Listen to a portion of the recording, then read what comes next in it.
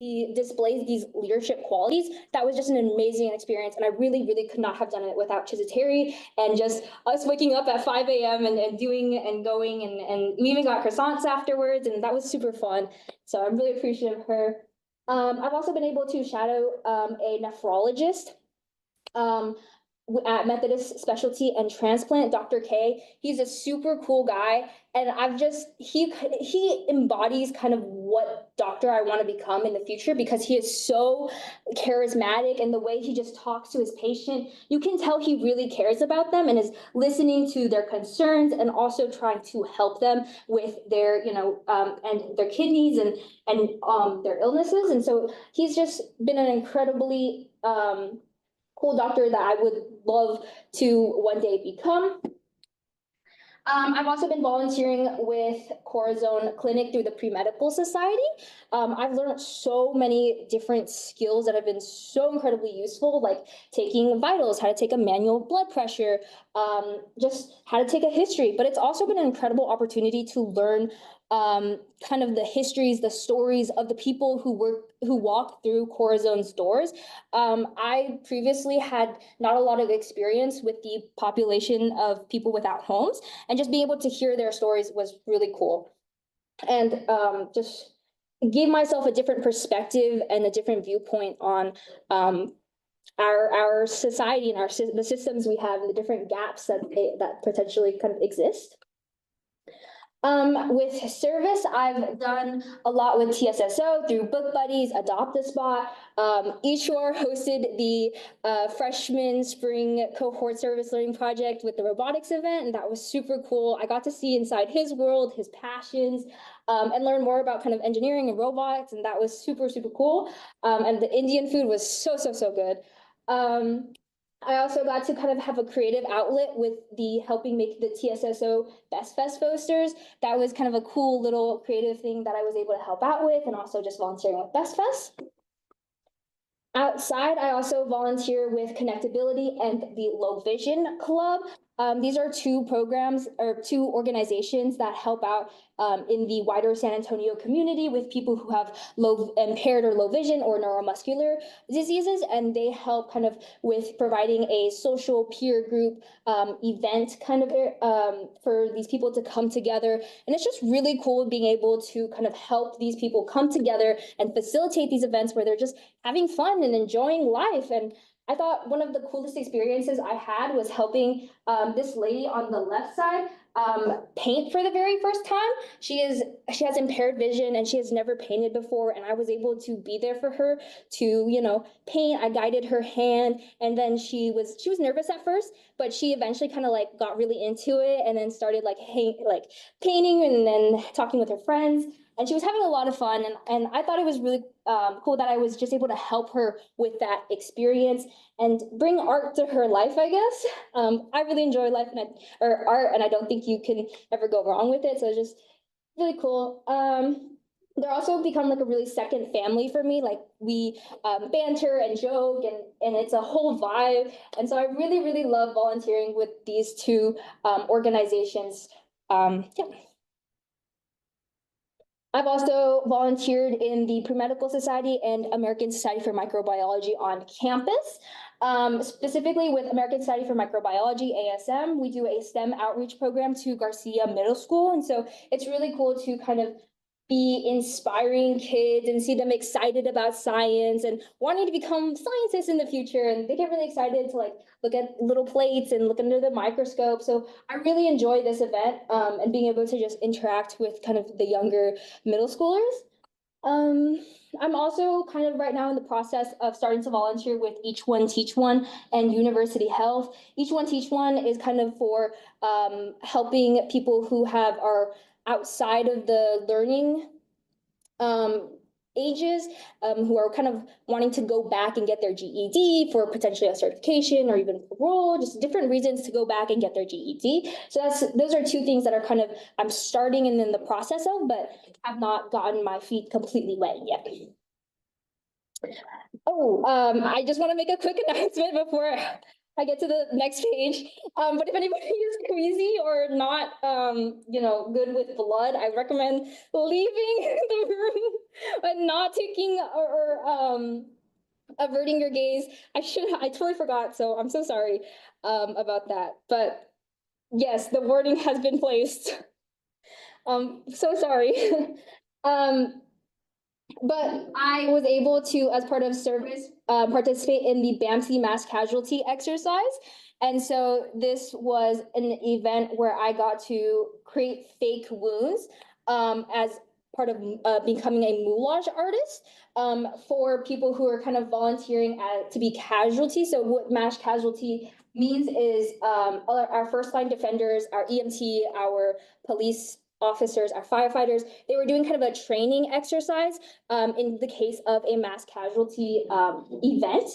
So this was, I think the idea was a train explosion near the Alamo Dome. That was the kind of the scenario that they were practicing. And so I was just able to help out with creating fake wounds. It's all fake blood, just pure makeup, and just to kind of help out that experience with that training. This is an annual event, and I really want to continue doing it. It was kind of another creative outlet for me, and also just a really good time. And so I'm hoping to do it again next year. And it really made me think if I should get like an EMT certification at some point. But yeah, I definitely want to do that again. I'm so sorry about the warning and I totally slipped my mind. And so for future leadership, this semester did not have any leadership roles, but with the 2025-2026 year, I will be the TSSO Director of Peer Care, which I'm super excited about, just to kind of help make events and organize events to just have people come together and have fun. I'm really excited for that. And I will also be the fundraising chair of the Pre-Medical Society. So we'll be selling burgers, and I'm really excited for that because I love food. And then I'm also wanting to continue with Corazon into the summer, and hopefully I will be able to maybe become a team lead and start leading encounters. That's kind of something I'm working towards too in the summer. Yep. And so for my summer plans, I will be going to Peru for the after the semester ends, kind of during in that spring semester. I'm really excited because it's full Spanish immersion, and I'm really I want to see if my Spanish can handle it. Like, will I be able to sink or swim? Will I be able to have like a full conversation? I'm also going to be taking an anthropology class, so we'll be getting to learn more about the history of Peru. So that's going to be super exciting, and also a Spanish for medical purposes class. So getting to take my Spanish into a medical setting and seeing how it can develop there. For the rest of the summer, I plan on doing research and continuing with a lot of the extracurriculars that I've been doing throughout this year. I'm also starting to think of maybe creating a bread Instagram or bread business, because I'm really enjoying making bread right now, and you'll see in the next slide, but that was just a potential idea. So these are things I've been doing for fun. I've been camping and hiking a lot throughout Texas with my brother. It's been a really just a bonding experience for us, and also a really good time for me to reflect. After talking with Fernando, he recommended that I use these opportunities to reflect on kind of my feelings and what I've been going through. So I've been using that to kind of reevaluate my own mental health. I've also been doing Gundam. It's a hobby I share with Artie, and so we've been able to kind of like talk about that. I've kept up with bread baking, and during the I think it was the fall semester, I was able to present some art at the Microbios de San Antonio art show that Jessica O'Berry hosted. So that was really cool. And then I could not have gone here without all of my friends, my roommate, top scholar, and just everybody. It has been an amazing source of just like laughter. And I love everybody here. I love them so much because I could not have gone here without them. And everyone is so incredible, and then it's just good times. So also these are like my pre-med friends, Chisari, Paula, my roommate, and then some of my high school friends. And then some kind of like overarching themes and lessons. I had kind of this moment where I was like, I really just need to take a breath and enjoy life and then just enjoy the small things and just taking a look around. I feel like we're always in a rush. We're always kind of doing our things and we forget to kind of reflect and look back on what we're doing and really understand why we're doing things. And I just want to be able to enjoy the small moments and things in life. And part of that was when I went to Java City and one of the workers drew like this really cute duck and it says, "Have a nice day" on the cup, and that was just like really touching to me. It just made me feel like I needed to just take a step back and I really just that was just like a moment for me. And so shout out to Java City and also shout out to Einstein's because they are making bagels for me for my lunches. And then I'm also really grateful for the help, advice, and laughter of top scholars, my mentors in my lab, all of my friends, and all of my family. I really could not have gone here without their support and just how they have kind of backed me in all of that I've been doing. So big shout out to everybody that has kind of been part of my life for that. That's all for me. Thank you so much. So, Julie, what a very successful year that you've had this year. I don't know why, but I didn't know that you were like artistically inclined. So it's cool to kind of see from you and awesome that you're kind of reinforcing that in some of the things that you're doing. It would be a shame for me not to say this, but I just really appreciate you stepping up on the scheduling committee this year. Your help, along with everyone in the committee's help, truly made everything worthwhile. So I really appreciate it. It was really amazing to see, especially specifically you and Artie and Samia step up as freshmen in that committee. So appreciate that. I'm also very excited to see you take on the director of peer care role. I think you're going to pick up where Jay's leaving off, and I think that's going to be a really good role for you. To kind of tie into that, I know just Terry has kind of offered some mentorship towards you this year. You make sure that you're doing the same next year, right? You're going to be a sophomore, and the freshmen are going to be looking up to you in your class, and so make sure that you share the mentorship that Just Terry has shared with you onto the younger scholars as well. So yeah, congratulations on a very successful year. Thank you so much. Yeah. I'm excited to hear about Peru. Yes, sir. Yeah, that makes two of us. Excited to hear about that. Excited to see all of the things that you've kept yourself busy with, enriching yourself, and also building in some time for personal hobby as well. And we look forward to hearing more from you. Great job. Thank you so much. Anyone else in the room? We can open it up to anyone joining us virtually or in person. Hi, Julie. So just to emphasize what Fernando said about scheduling, I had done it the last 2 years. I wasn't able to do it this year as much as I wanted to, but like to see what you did this year was really incredible. Being able to compare that to what other people have done in past years is very respectful. But your contribution this year, and then it's really interesting to see how you're able to do that, and then everything else in this presentation, which is kind of insane. And I'm still trying to figure out my head around everything you did. So good job, and I hope to see you succeed in the next 4 years. Thank you so much. You may have someone in the chat. Mayama said, how are you able to juggle all your extracurriculars and classes? I keep kind of a Google Doc checklist of what I do throughout the day just to like make sure I have all my tasks online. And it's a lot of prioritization, right? What do I need to do first? What do I need to do second? What can hold off for a bit? I won't lie.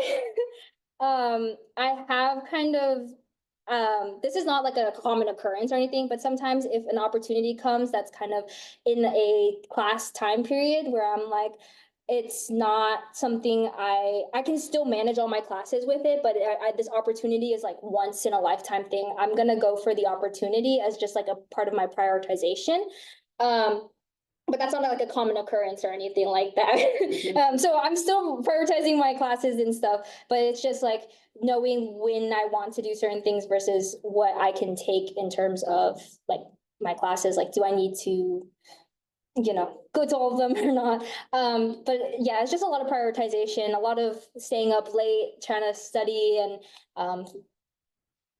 I maybe should probably take care of myself more. But I'm just kind of going at it. Yeah, that's the most I can say. And Paola said, yay, Julie. Aw, thanks, Paula. I don't know if you can hear me, but I love her so much. Yeah, I'm really grateful. She's been an incredible roommate to me.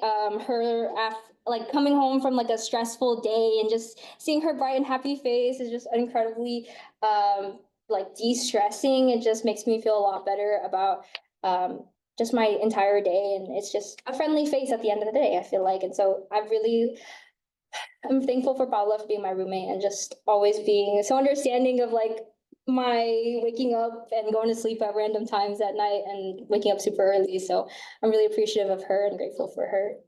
We also sent heart emojis in the chat. Love her so much. Anybody else? Awesome. Is there anything you regret doing this semester? Anything I regret doing?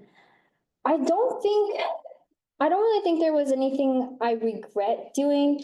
I had a moment during during spring break, I was supposed to go on an alternative break, and I ended up not going on the alternative break because it was something I just felt like I didn't have in me.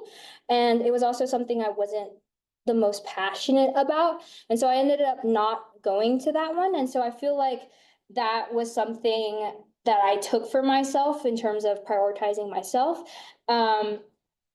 Instead of, going and doing all that stuff. So I wouldn't say I regret that. It was something I actually did for myself that I'm glad I did in terms, so that in that way that I didn't have regrets. Because I feel like if I did do it, I would still be really burnt out, and I probably wouldn't have been able to do some of the other opportunities that I wanted to do.